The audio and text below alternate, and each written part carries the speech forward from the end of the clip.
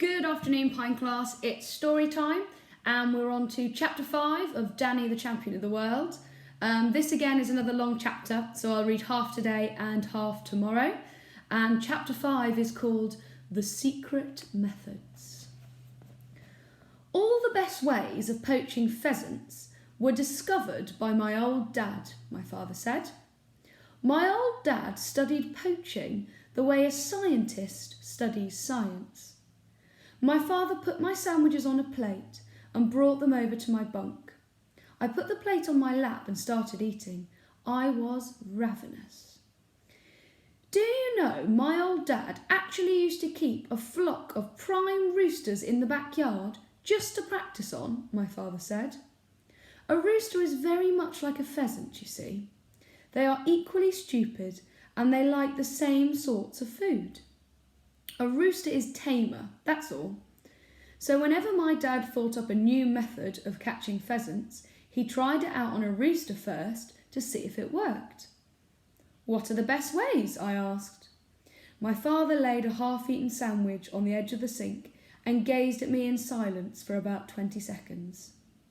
Promise me you won't tell another soul. I promise, I said. Now here's the thing, he said. Here's the first big secret. Oh, but it's more than just a secret, Danny. It's the most important discovery in the whole history of poaching. He edged a shade closer to me. His face was pale in the pale yellow glow from the lamp in the ceiling, but his eyes were shining like stars. So here it is, he said. And now, suddenly, his voice became soft and whispery and very private. Pheasants, he whispered, are crazy about raisins. Is that the big secret? That's it, he said. It may not sound very much when I say it like that, but believe me, it is. Raisins, I said.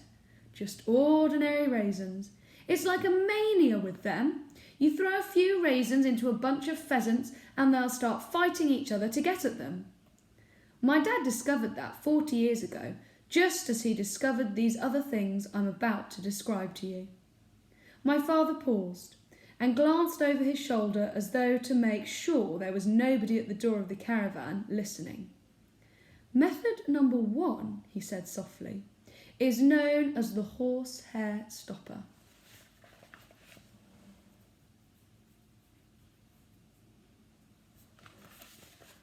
The horsehair stopper, I murmured. That's it, my father said. And the reason it's such a brilliant method is that it's completely silent. There's no squawking or flapping around or anything else with the horsehair stopper when the pheasant is caught. And that's mighty important because don't forget, Danny, when you're up in those woods at night and the great trees are spreading their branches high above you like black ghosts, it is so silent you can hear a mouse moving. And somewhere among it all, the keepers are waiting and listening. They're always there, those keepers, standing stony still against a tree or behind a bush with their guns at the ready. What happens with the horsehair stopper, I asked. How does it work? It's very simple, he said. First, you take a few raisins and you soak them in water overnight to make them plump and soft and juicy.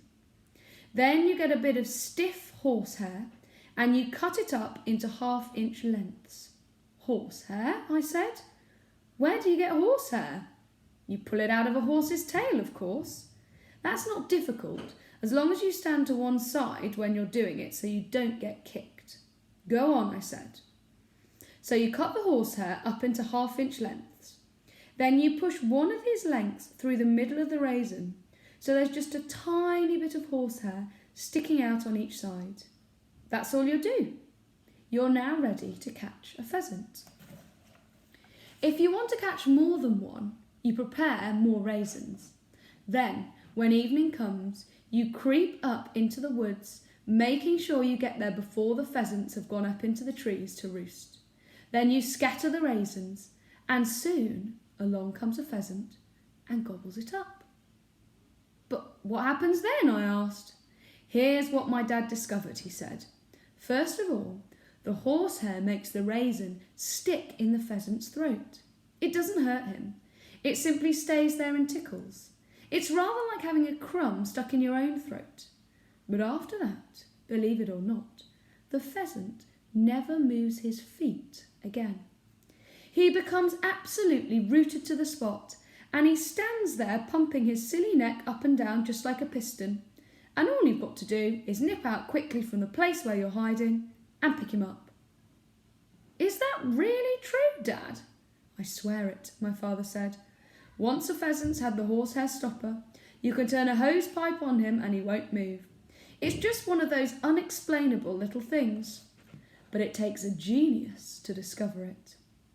My father paused, and there was a gleam of pride in his eyes as he dwelt for a moment upon the memory of his own dad, the great poaching inventor. So that's method number 1, he said. What's number 2? I asked. Ah, he said. Number 2's a real beauty. It's a flash of pure brilliance.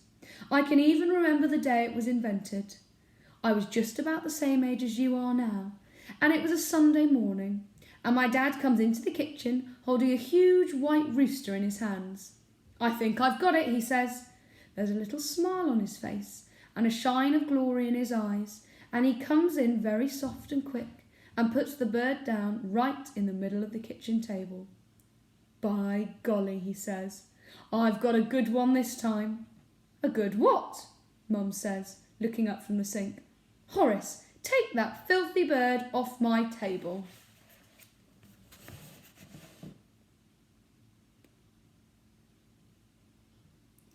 And I'm afraid you'll have to wait till tomorrow to find out what method number 2 is all about. Have a fantastic evening and enjoy the sunshine.